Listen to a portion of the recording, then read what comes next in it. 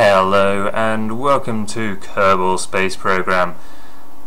I'm going to do a little bit of a let's play of this just because I really love this game. It's hilariously, amazingly hilarious. So we're just going to start a new game. I'm going to set myself a task of trying to put a lander down on every planet in the Kerbal solar system. I guess it's around the sun. What should we call it? There we go. So let's start. Now, anybody who's not familiar with Kerbal Space Program, you basically start with a pod. You choose for any of these. I have a couple of mods installed, which are these additional ones.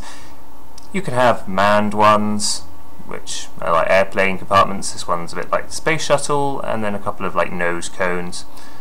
They hold a varying number of little space guys or Kerbals, and then these ones are basically satellite cores. They don't need anybody in them, but they do need power, and if you run out of power then you can't do anything with them. So let's just start with a very basic rocket. So we'll choose the small pod. So the first thing to do is go to utility and put a parachute on the top, otherwise you will die. Well, you won't, the little Kerbal will. So let's just bring it up here. You then need to add a decoupler so that you can just decouple this little pod, and you can see down here on the right you have some staging so that you can activate each thing's in order. You tap the spacebar to activate the next stage, so at the moment first thing I'll tap will deactivate this, whoops, and then the next one I tap will reactivate the parachute.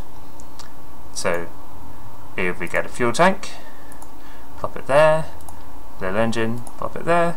So now what should happen is we should press space to hit that, so the engine will turn on. When the fuel runs out, we'll jettison it, and then we'll reactivate the parachute. So let's just fly that one and see how it goes. So that's our rocket. This is the launch pad. That's the vehicle assembly building where we're building it. And that's the tracking station. Over there, the little satellite dish thing. Okay. So we'll put the throttle up. Use that with shift to increase the throttle, and then control to reduce it. So we'll just go full power and engage. So there we go. That's going quite well. It's nice and stable. It's only a single rocket, and now it's wobbling a bit, so you can use WA, S and D to try and bring it back up vertically, and then you also have Q and E, which you can use to spin it. Oh shit, oh shit, oh shit, oh shit, up, up, up, up, up, up, come on, up! Yeah. If you press and hold G, come on, point up! See that SAS comes up on the little HUD at the bottom. That uses the onboard computers to try and keep it stable. Unfortunately, it doesn't have a lot of power just in the basic unit. Oh, we're out of fuel. So now we're just going to coast up. So we'll just press space and we've detached the bottom bit. And now we've got just our little pod at the top with our little guy in. Jebediah! He seems to be having a whale of a time. So press M to go to the map screen. We can see how high we got. Ooh, 69. Now that's in space. The atmosphere on Kerbin ends at 60,000 meters. But so we zoom out. That's Kerbin. First thing we're going to try and land on is the moon. Then there's Minmus, which is kind of another moon. And we keep on scrolling out. Yeah, it's kind of getting crazy now. So then we have all of these planets, including this one over here. That's going to be hard to get to. It's in a really crazy orbit, but we will try. That will probably involve long distance engines. So let's zoom back in and try and find our rocket. So there we are, we're coming up to the top now. Okay, now we're coming straight back down. We can see ahead of us here the debris from this spacecraft, which was the engine and fuel tank that we jettisoned earlier. And we're now coming down quite fast. I mean, yeah, we're going well past the sound barrier. Using the SAS to keep the spacecraft fairly stable, just pointing it towards The little green marker on the HUD there is, there's two of them. One of them is a circle with nothing in the middle, one of them is a circle with a cross in. The cross indicates you're pointing towards where you've been, basically pointing directly backwards. So there was a little bit of re-entry. You do get re-entry effect, so it does start to heat up, and if it's all frail, like got solar panels, all the rest of it, it does disintegrate in quite hilarious fashions. And we're just going to hit space to send up the drogue chute. There we go, we're just coming down into land now. Hopefully it should be nice and gentle, and he shouldn't die. There we go. And you can actually get this guy to get out. Oop, see through the world a bit there. There we go. And now he's off. And you can run him round and stuff, which is cool when you're on other planets because you can jump higher. Ooh, he bit the ground! They are a bit derpy. Let's try again. Ow! Yo! Ooh. Now let's try and build a rocket that we can get into orbit. Going to use a larger command pod. This will have 3 Kerbins in. So this is the larger size. Just comparison, this is the size we're working with. The one we used before is that big. So it's quite a lot bigger. So we'll just put a big fuel tank on the bottom. And then a big engine, again for size. That's the normal sized engines. Quite a lot bigger. And now to give us a bit more thrust to get into space, what should we do? Well, if we add these radial decouplers, there's a symmetry down here which you can change between 1, 2, 3, 4, 6 and 8, and an angle snap. We're going to add on those, and then we're going to add some small rockets onto the side of it.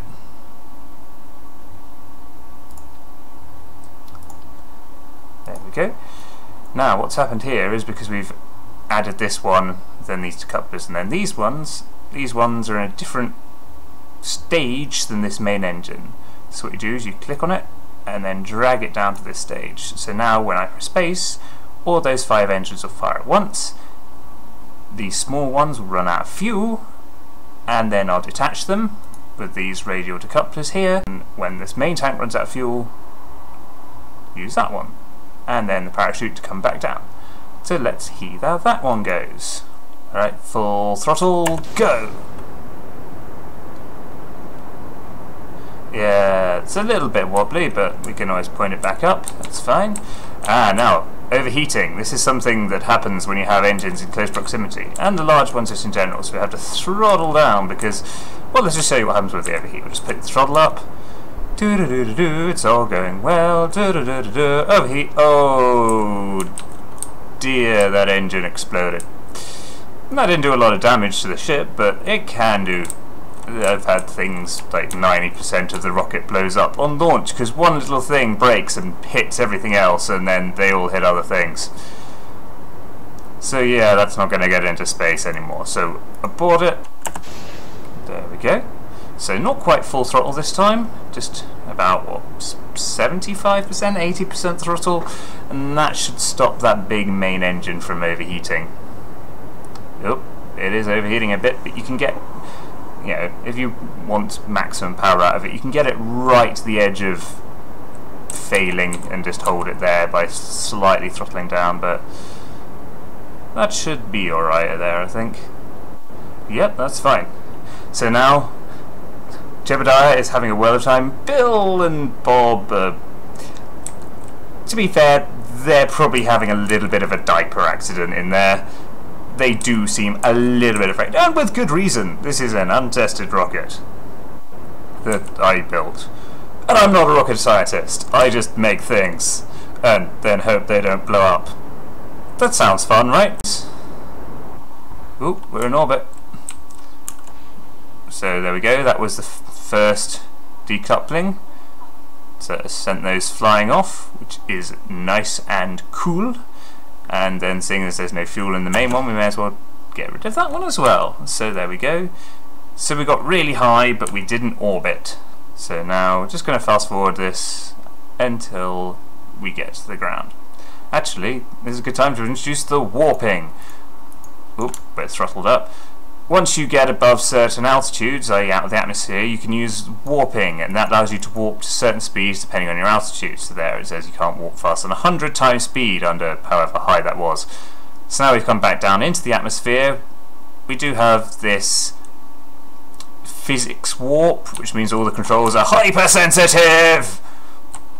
Oh shit. Next thing. So now let's make something that's a little bit more suited to try and get it to orbit around the planet. So let's get rid of this and jump cut until it's done. And here she is, the Exeter, in honour of my hometown. So you can see we've added a couple more big fuel tanks and then 4 more big rockets. And then onto the sides, these little white ones are solid fuel rockets. Once they're fired, they go on full power until they run out of fuel. You can't throttle them at all. So I'm at the moment thinking that all of these at the bottom should be enough to thrust off the launch pad all by itself.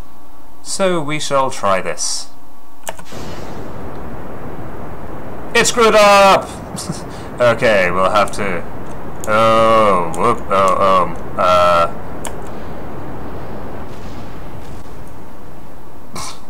Well, that could have gone better! Engage! Well, about, 3/4 of it, it's still here. Oh, I heard explosions.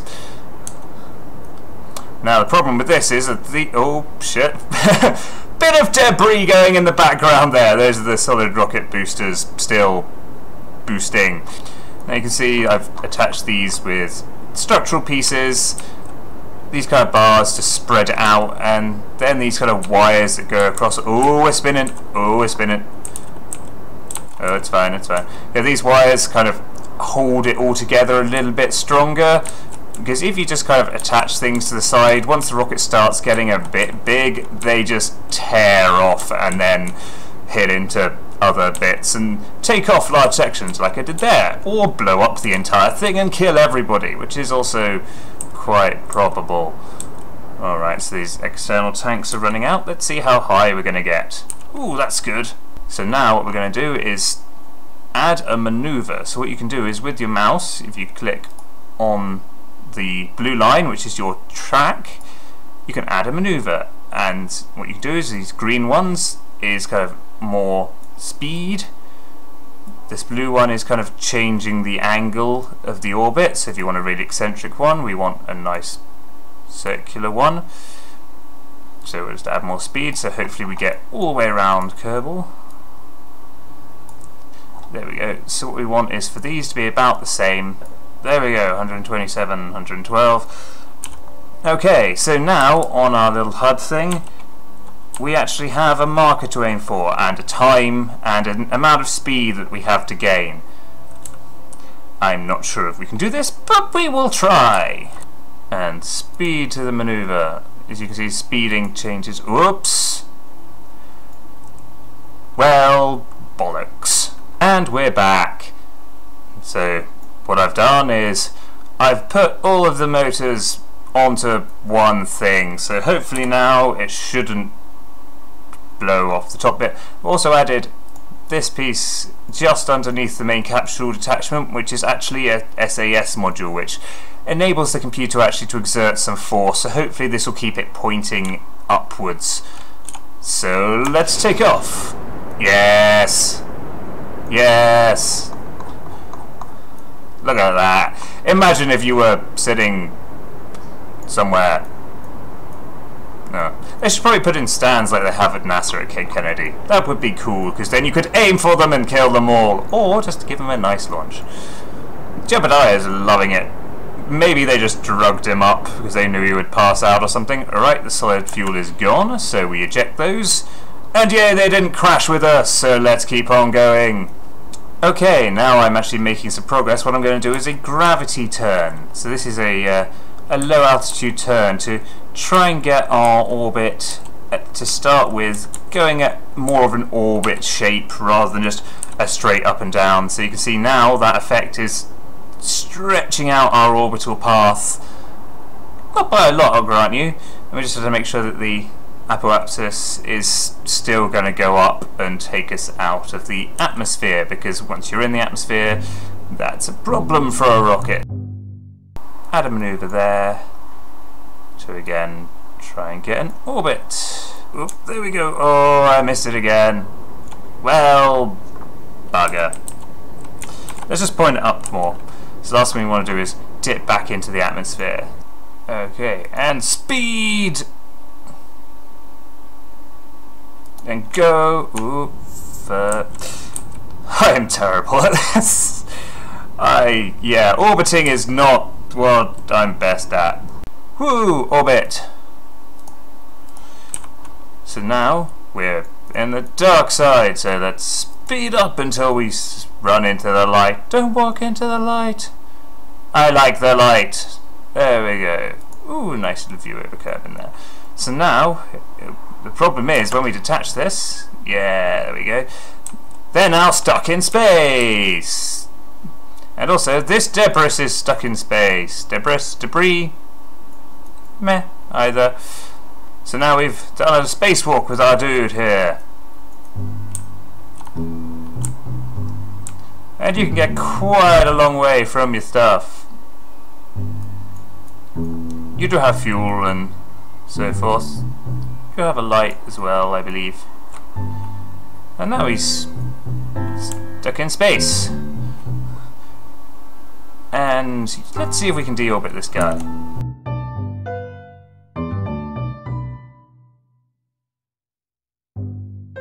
And here we are. We're now back in the atmosphere with our intrepid one-man spaceship.